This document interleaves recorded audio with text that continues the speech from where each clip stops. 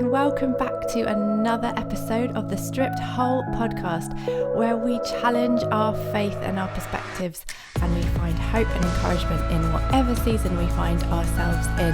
I'm so excited to be here with you today. Thank you so much for stopping by. Let's jump right in.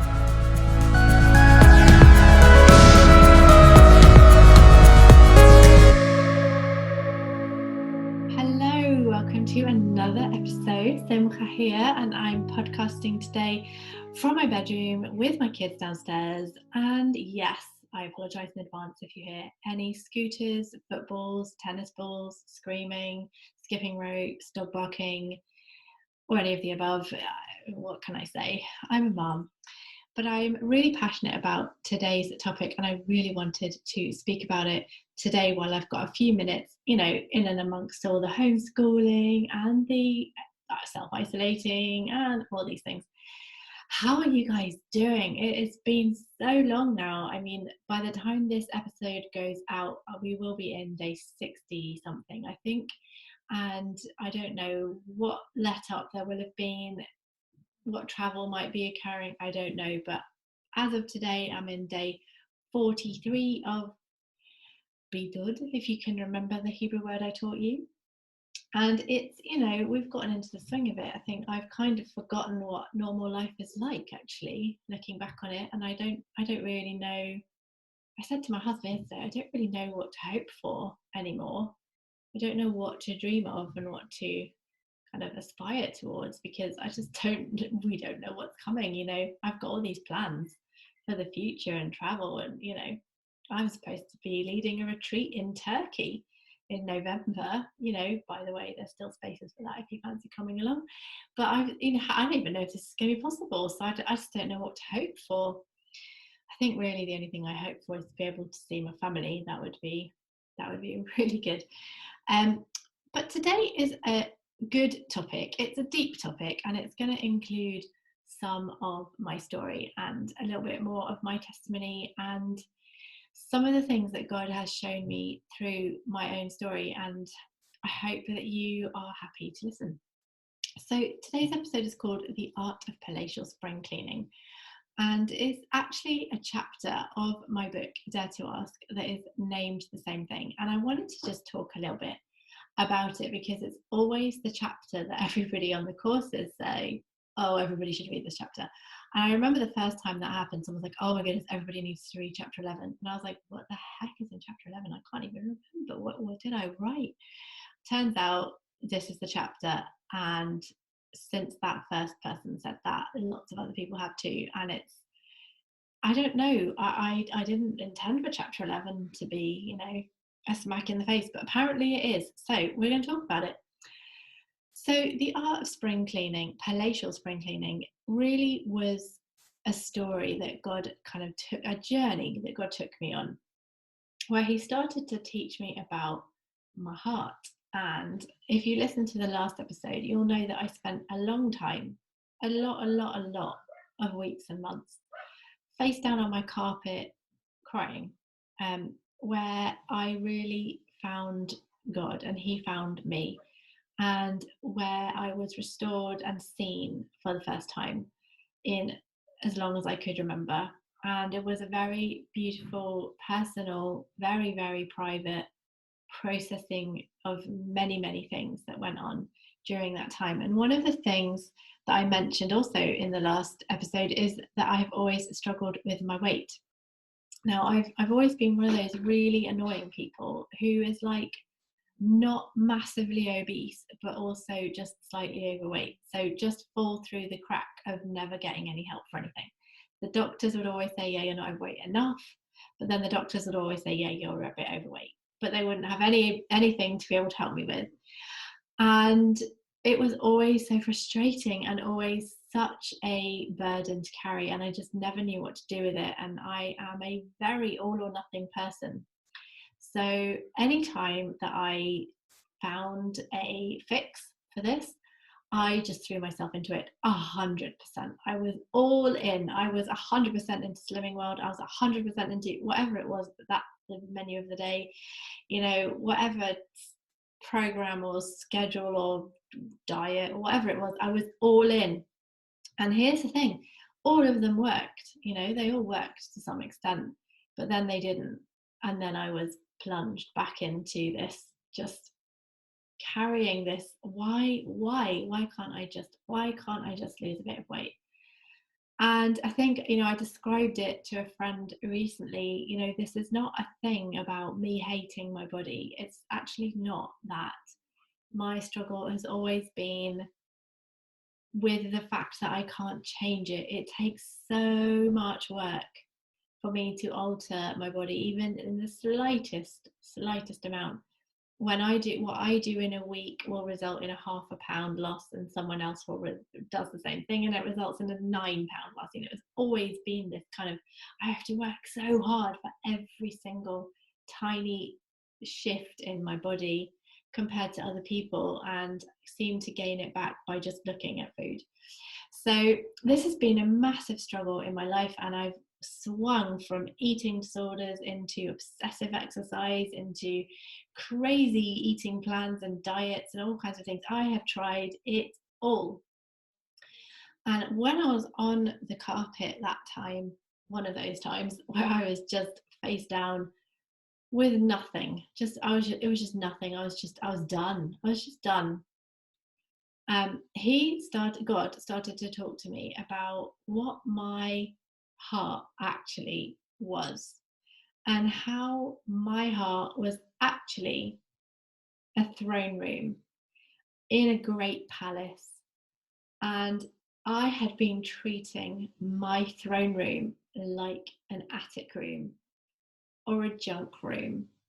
I had been chucking everything that I couldn't be bothered to deal with, everything that I couldn't find a place for, everything that needed to be dealt with another time. I had just been throwing it in the throne room like an attic room. And so the result was that I was totally clogged up. I was completely cluttered, chaotic mess of stuff that I had just no clue how to even start dealing with it. You don't go into your attic room that often because, let's face it, it's an absolute tip, and you just don't know where anything is, and you don't know how to start with sorting it out. So we just leave it to gather dust. And I think what God started to do to me and with me and in me was he started to take me down this road, or on this process of actually working through and sorting out what was in that throne room. And there was a lot of things that needed to be completely, totally removed from my heart. And it was amazing to me, some of the stuff I was keeping in there. Sometimes it was, God would one day say, you know what, it's time to throw away all these pictures of old flames. There's no need for you to keep these here. They're not, it's over. You've closed the door on that. You're married. That means you've closed the door to everyone. So you really shouldn't be holding on to old memories, old feelings, old pictures, old whatever it is in your heart of all these people that it needs to be gone. You need to, cut the tie and get rid of those things. And there were so many things that he did that very gently with me, working through the things I was carrying around. It's very heavy as well, by the way, to carry all this stuff around all the time with you. It's very, very exhausting, both emotionally and spiritually, to just carry stuff around. You're not supposed to. You're supposed to leave it at the foot of the cross and leave it there. He took me on this. It wasn't, in Pilgrim's Progress, when he takes his backpack off, it's like all of a sudden he's let go of everything and he's not carrying anything anymore. For me, it wasn't kind of everything coming off. It was a very gradual sorting out. It was like a real, spring clean, where you sort it out, you dust it off, you put it in its rightful place. You need, some things need to go on the shelf, some things need to be gotten rid of, some things need to be cleaned up, some things need to be seen for the first time. It was so many different things that he worked through with me. But when it came to the whole thing of my weight and my body and my appearance, this all of a sudden was a whole different thing, because this was actually an idol. This was actually sitting on a throne in the throne room. This was not actually just a box of stuff that I was carrying around. This wasn't memories that needed to be let go of. This wasn't feelings that need to be dealt with. This was actually an idol that was ruling and reigning in my life from the throne of my heart.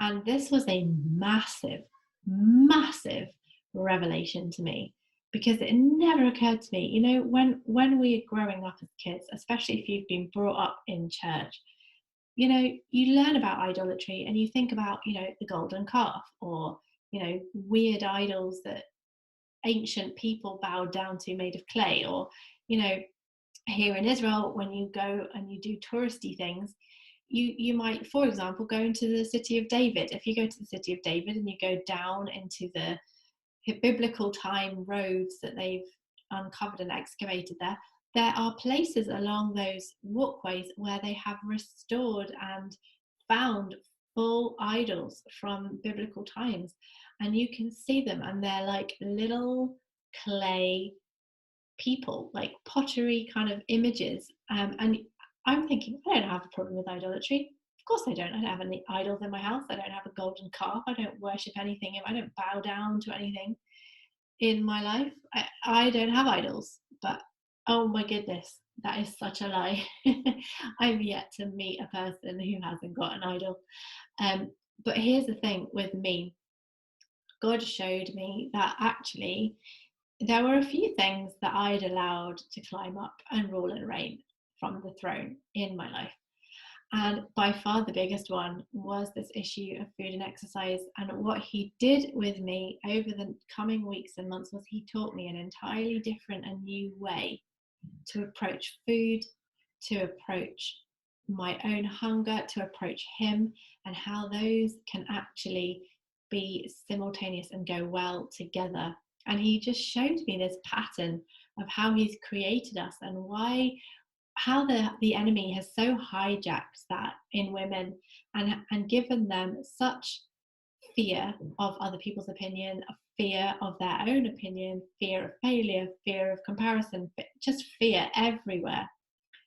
And it was really an incredible thing to me, because I started understanding that this throne room was intended to be completely clear and empty. It was intended to be a place where he could sit on the throne and rule my life and reign over my life, because I've cleared the space for him to do that. It's not a default. That's a thing that I think a lot of believers think, oh, they've prayed the prayer, they've accepted God into their lives, they're now a Christian, or they're now a believer, or whatever, and so therefore God rules in their life. But that is not really how it works. You see, God has to be invited onto the throne, because we're really good at putting stuff on that throne. We're really good at it. We can put anything on there: food, people, marriage, sex, children, drink. We can put anything on that throne. And actually, a lot of us put those things on the throne without even realizing we've done it. But those things are very happy to climb up there and reign. Those things are very happy to climb up onto that throne and assume reigning over our lives. They don't need our permission to do that.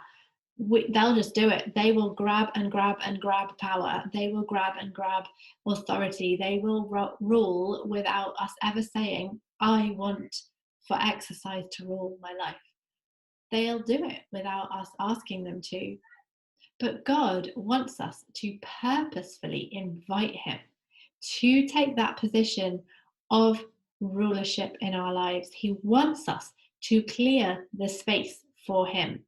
He doesn't want it to be an assumed place that he just takes. That's what all the other stuff does. They will creep in there. They will climb. They will try and climb back up onto that throne, even when we've deliberately and intentionally put God on the throne.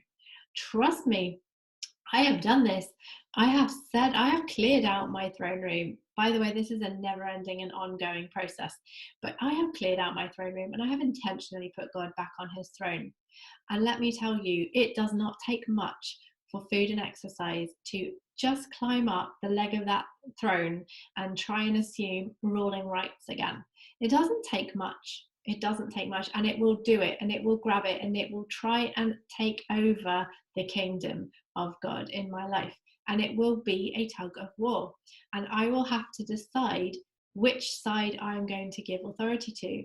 Who is going to have ruling rights in my life? Is it going to be this diet or that diet, or this thought or that comparison, or this workout, or this whatever weight number? Who cares? Is it what's going to rule today? Is it going to be God and his truths, or is it going to be the world and their comparisons? And let me tell you, God is waiting for us to clear that throne, to make the space, to put him back and give him ruling rights in our lives. The thing about the throne is that God's intention is so that we can run to him and not trip over all the garbage that we're stocking up and saving in our throne room. He wants to be able to speak to us and for us not to be distracted by all the things we're hoarding. And he wants us to be able to see him and hear him clearly without all of the things that we store in our hearts absorbing the sound and distracting us away from the voice that he has and the voice of God, the thing that is the ultimate defining and reigning force in our lives. So I just want to encourage you today, if you have not gone through this exercise of really purging your heart and making a space in your life for God to rule and reign absolutely and completely, it is not a default.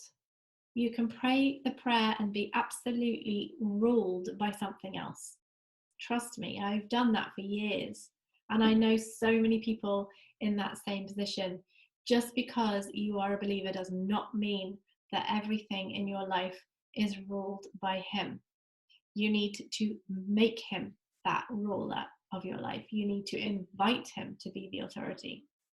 You know, one of the most common questions that I get from women that I coach and mentor is, how do I know that I've got an idol in my life? I don't feel like I've got an idol in my life. It's exactly what I thought at the time when I figured all this out. Let me tell you what the trick is.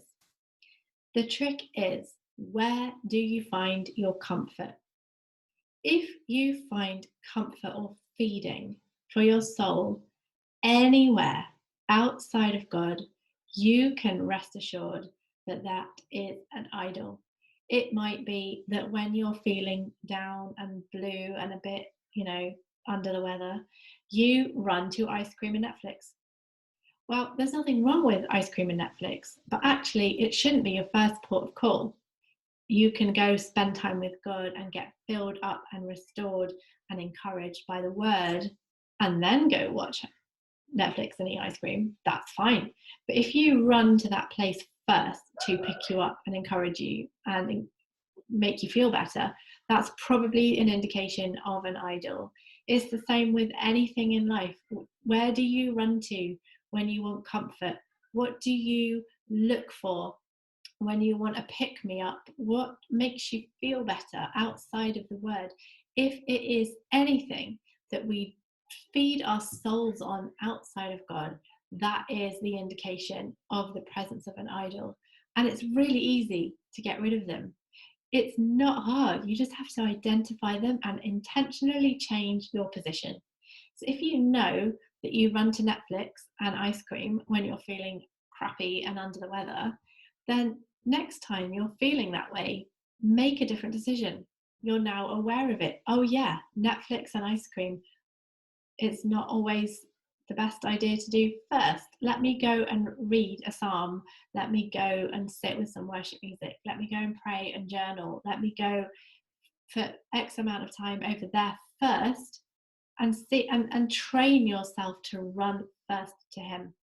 That's definitely what I had to do with my own story. time and time again in food and exercise is only one example of thousands of things that God has been showing me, pointing out to me. For a long time, I totally idolized the idea of singing on stages and speaking from stages. It's something that I love to do and I really enjoy it. But I think that I totally had it as an idol. If I didn't have it, then I didn't feel valuable. And God had to really show me that I was idolizing that idea. And actually, I cannot hinge my value and my identity on the outcome that X, Y, and Z says I should have.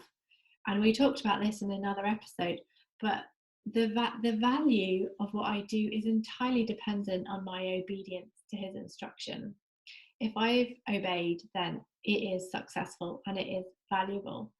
And it needs to be valuable in and of itself without some kind of invitation or validation from outside. And that was a really big lesson to learn. And I think it's one that so many creative people struggle with because, as a painter, I also do watercolor painting and commissions in that. And as a painter, it can be very difficult for you to feel like your work is valuable without it selling for big money or without somebody telling you, wow, that's an amazing painting. But I've had to learn, this is another topic for another day, but I've had to learn that what I do needs to be enough if only he sees it. It needs to be okay. And if I need something else out there to validate me, validate it, or make me feel like I'm okay, I'm valuable, I'm seen, I'm heard, that thing over there that's doing it for me is probably an idol. And that needs to be addressed very quickly. So really today is all about doing some serious spring cleaning in our hearts and in our lives and really trying to dig out and understand what it is that we've been running to, what it is that we take value from, what we allow to validate us and make us feel like we're worthy. What is it that we run to when we feel down? What are we feeding our souls on? These are all questions that I try and ask myself almost on a daily basis. I actually have a whole process I go through very regularly that is like a spring cleaning process for my heart to just make sure that I am in optimal condition all the time, which isn't possible, but I can try. And I just do it regularly to make sure that I am not allowing things to slip. And like I said earlier, those things love to just creep up and crawl up, and we don't notice this gradual shift has happened where something else has started reigning in our lives other than God.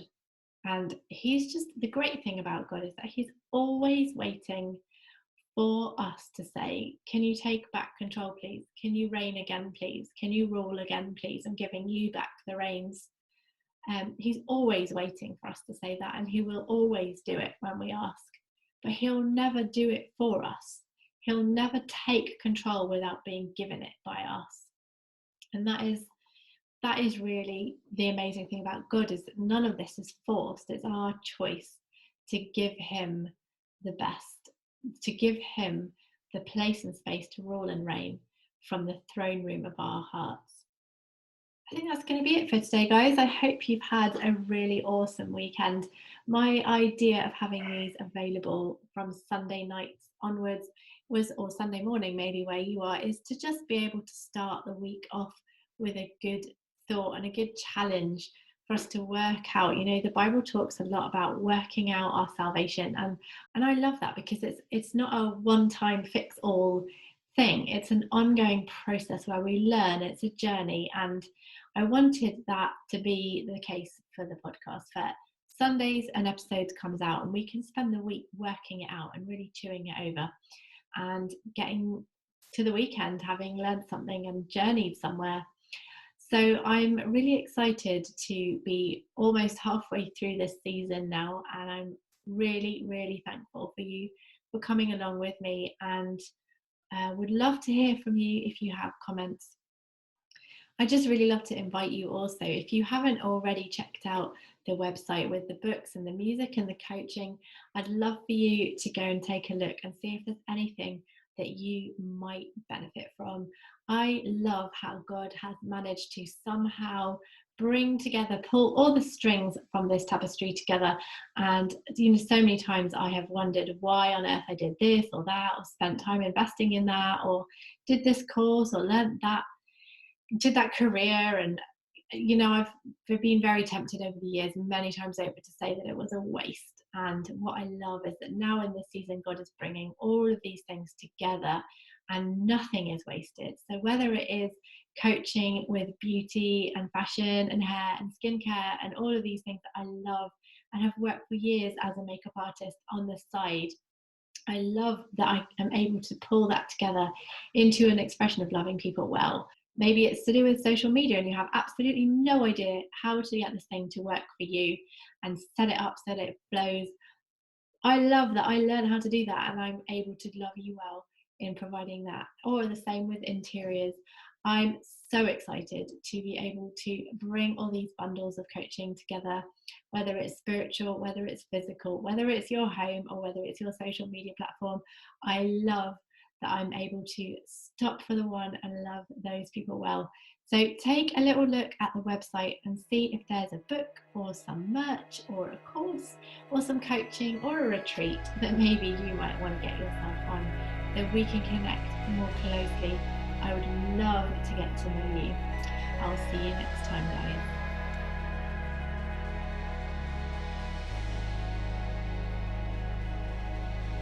That's it for today, guys. Thank you so much for coming to hang out with me on this Stripped Whole podcast. If you've liked what you've heard today, please leave a rating and a comment down below so that we can hear your feedback and do better next time.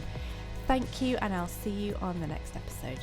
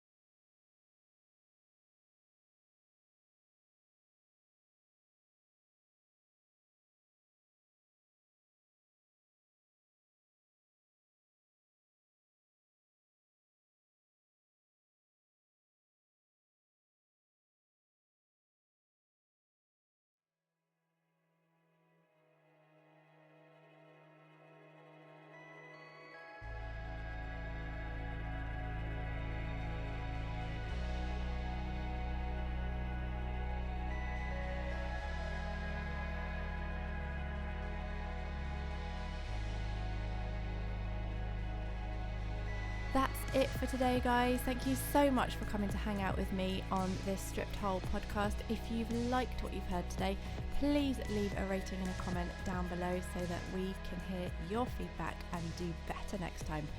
Thank you, and I'll see you on the next episode.